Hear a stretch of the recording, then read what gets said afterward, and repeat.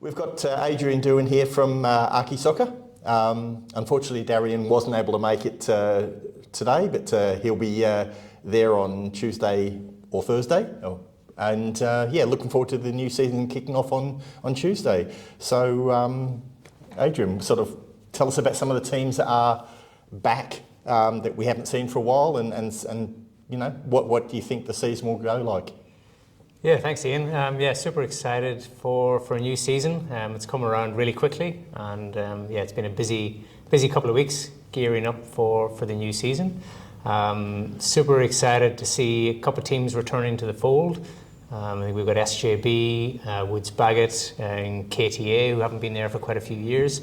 We also have CHT, who are now rebranded as Life Architecture, and I'm no doubt would have missed a couple. Nah. But I think we've got about 10 teams in this year, and I think then we've also had that have played before in the past, or I think there's 2 new teams which are we have Modus Forma, who this is their first time playing in the league, so I'm super excited to have them.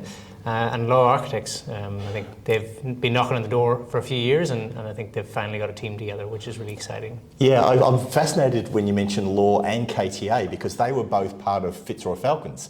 That's right. And so it's brilliant that they're able to get their numbers together so that they can play independently. And that's one of the great things about the Falcons team, is it gives teams a chance to put their toe in the water, see whether they want to do this, and then sort of circulate the word. Yeah. So yeah, it's sort of fascinating to see both KTA and Law being able to do that.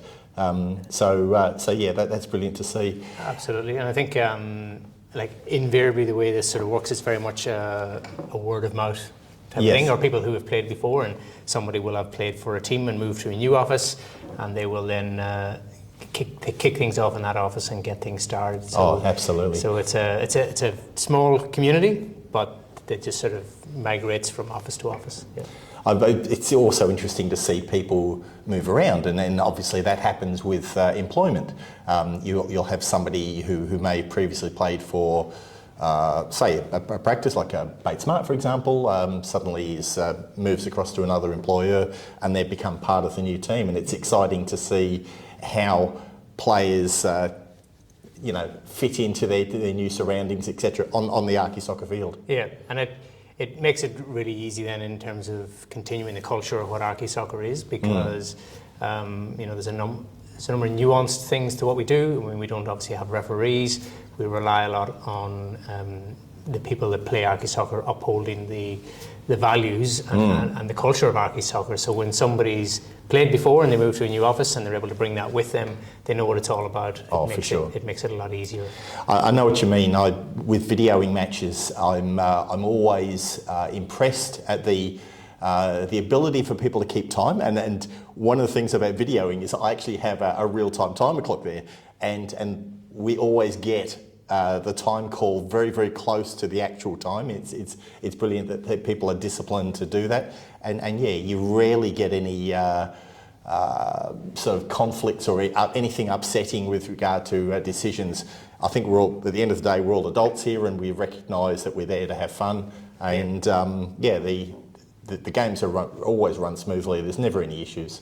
Yeah, I mean, 99% of the time, it all runs really well, and I think we speak to the captains about it pre-season and sort of I think deputise them to uphold those values, and it generally works really well. And interestingly, it only sort of starts to spill over when it gets to finals, when there's more on the line. Yes. And then we sort of invariably bring a referee in for semi-finals and finals where people want to push it that bit further. Yes. But it's culturally over the years, when a referee is there, interestingly, people were more likely to actually push things towards the referee and look for decisions. Human nature. Yeah.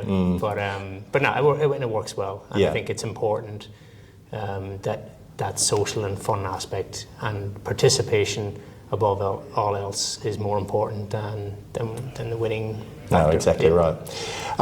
So would you like to sort of have a bit of a chat about the individual leagues? So let's start with, say, Tuesday Div 1. Yep. So we've got in that league there Clark Hopkins Clark, ARM, which is up from Div 2, Yep. NH, Sarah Stribley, Cox, Plus Studio, Architectus, Tractor up from Div 2, and Teller Clark and Powell and Glenn.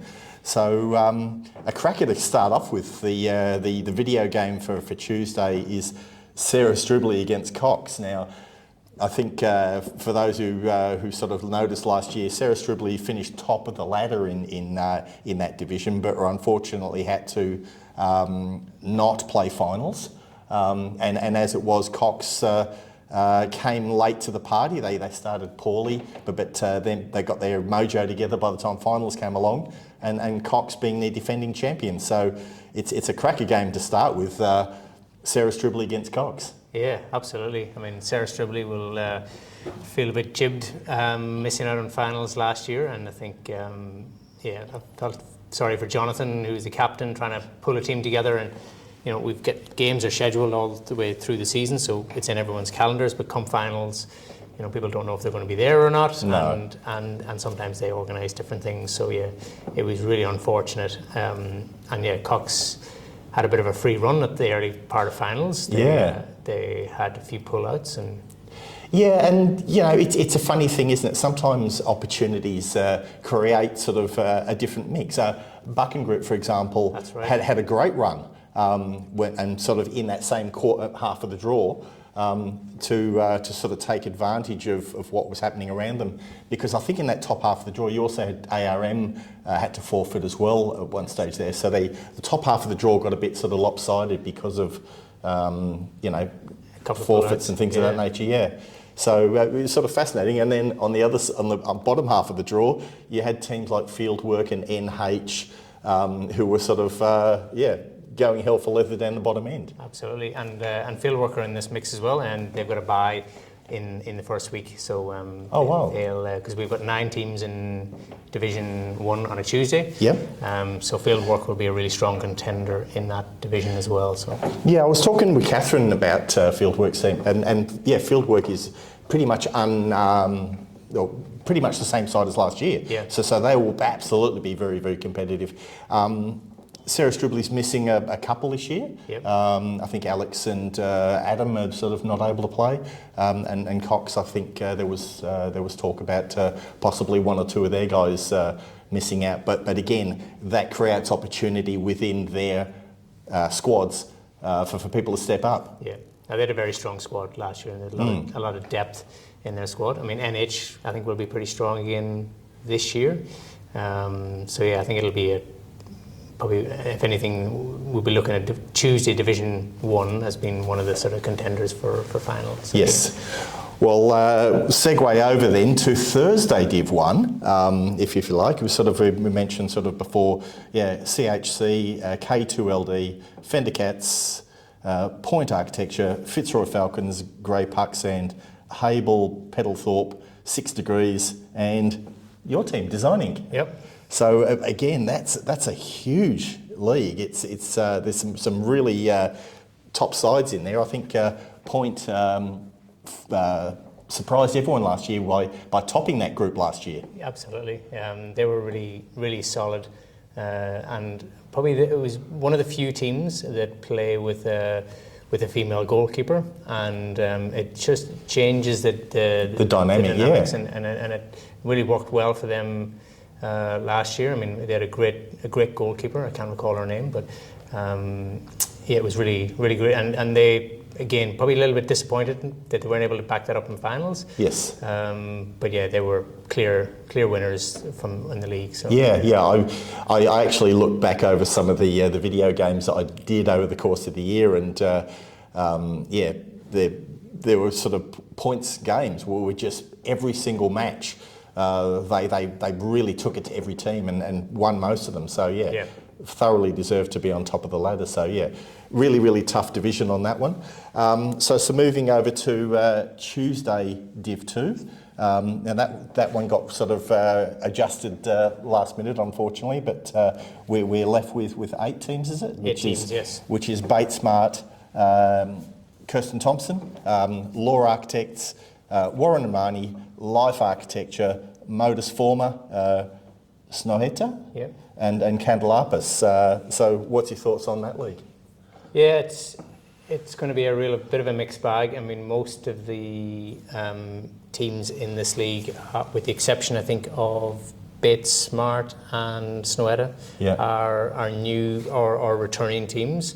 So you never really know what you're going to get. No. And there will invariably be, some stronger teams and some teams that maybe still trying to work it out. So yeah, I think it's a bit of an unknown. I mean, I think KTA have always had some sort of quality players that played for other teams. So I'd suspect they'd probably do reasonably well. Life Architecture, formerly CHT Architects, have won it a couple of times in the past and have always been really strong. How many of those players are still around, I'm not sure. There is a real core though, isn't there? Yes. Whenever you used to see the CHT guys, there was a group of guys who every single year were there and were strong players. So yeah, absolutely. And then we've got Candelapis, who's now been led by Edgar Lopez, who's golly. He's been around the league for a number of years, so he knows the score. I know he's pushing on in years now, and like many of us, but he's still a threat now. Well, interesting you mentioned Edgar. I was lucky enough to capture his 250th Archisoccer goal last year. Yeah. And while he would be the first to admit it wasn't a great goal, the mere volume of goals that he scored over a decade and a half is just phenomenal. Yeah, it'll be unsurpassed. I mean, he's a legend of Archisoccer. Yes. And to think that he plays a central defensive role and with a counter-attacking model, and to have that many goals is just phenomenal. So yeah, what I really love about Edgar is the fact that he plays in the back half, but he's always the first guy to try to get behind the ball when the ball gets turned over. Yeah. His discipline and his fitness is phenomenal. Yeah. So I'm not quite sure what he has for breakfast, but I must find that out. Yeah, no, he's been playing a long time, so he knows the game, he understands the game, and he works it to his advantage. So yeah. No, exactly. And looking at his lineup with Candelapis, I think he's got a couple of ex-Fender Catsolides people in the squad as well. So yeah, absolutely be one of those to keep an eye on in that particular division. Definitely. And finally, Thursday Div 2. What have we got there? We've got the BSPN, Rothy Lohman, Fraser and Partners, Brand Architects, Hassel, SJB, Kozlov, the Buchan Group, Woods Baggett and McEldowie and Partners. I immediately, when I look at that, I can think of a number of reasons why any one of these could top that group.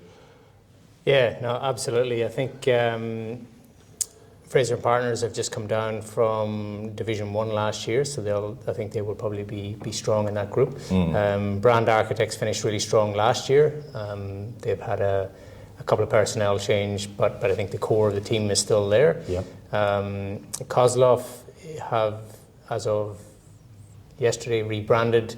They're now going to be called Match Prop FC, which is a sort of amalgamation of a couple of smaller offices. So much like Fitzroy Falcons, where in the past Kozlov are adopting that with a few other small practices. Yes.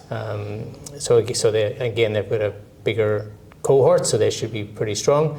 And Woods Baggett, I mean, they've got it's probably arguably the largest practice in Melbourne. So yeah, it depends on who they can wrangle in. Yeah, every year there's a few people at Woods Baggett who I know have huge pedigree, and it's a matter of, are they going to actually sort of be encouraged to play in the team? Yeah. Because golly, if they manage to get some of those guys who I won't name, but I know who they are, into that team, it would be phenomenal.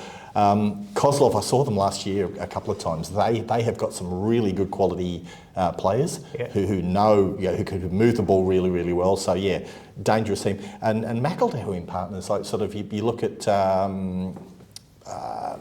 quite a few of their players. I think they've got a guy who used to be Woods Baggett, Emmanuel. Emmanuel, yeah. Yeah. And so they are a dangerous side as well. So yeah, I cannot I can't quite pick who's going to win these leagues, but what it just tells you is that every single one of these leagues is going to be very, very competitive. Yeah, and I think what we strive to do is really try and have balanced teams. So teams that are playing at an equal level, because you want it to be at a similar level of competitiveness, but a similar level of just having fun as well. So that's probably what we try and do, to try and have the teams that are maybe a little bit stronger playing against each other, so that they're on a similar footing. Yes. Because nobody likes one-sided games. One-sided games. Yeah, So it's trying to balance that. Obviously, that's really hard to do with when you've got a bunch of new teams. You're not quite sure what you're going to get. No. Yeah. So, but yeah, it's so far it looks pretty level across the board. But time will tell. Indeed. Yeah. Just to finish up with Adrian, would you like to mention the sponsors?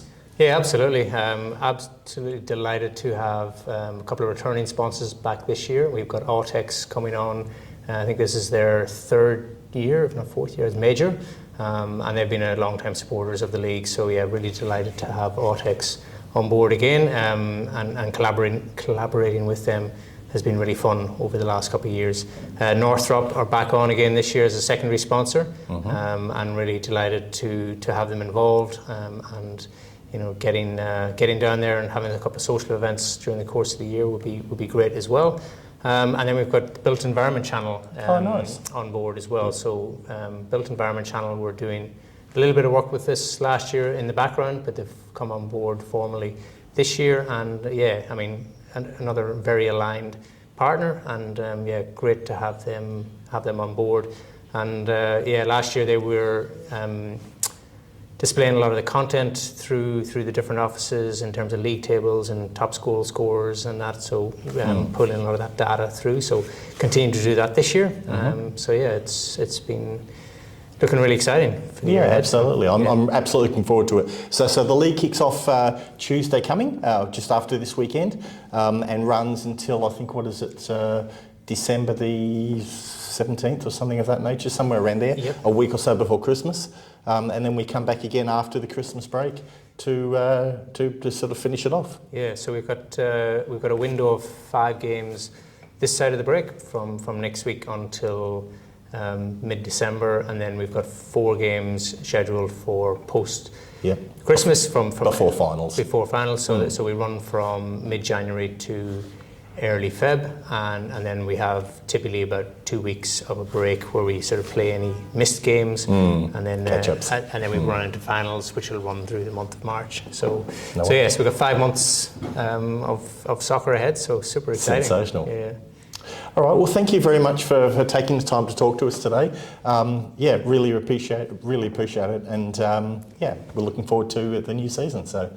Absolutely, thanks, and thank you to you two for continuing to be involved and supporting the league. Everyone loves the videos that go out every week, and we appreciate and acknowledge that takes a lot of effort. So thank you to you too. It's a labour of love. It really is. Yeah. So, and I love being able to do it because of the genuine appreciation of yourself and Darian and also the players themselves. There's everyone enjoys capturing the moment, and that's brilliant. They can look back on some of these games that are coming up this over the next week or so and watch them again in a year's time or whatever, and it's awesome. And I also love capturing the children, the kids who come along and watch their mum and dad or whatever it might be. It's great sort of having them involved as well, because you watch them grow up, and before you know it, they're actually running out and playing in their parents' team. Yeah, which is awesome. No, it's great. It sort of speaks to what Archisoccer is, and we're very much, it's a community, and it's a platform for people to just get away from their offices, to come down, have a bit of fun, and build connection with family and across.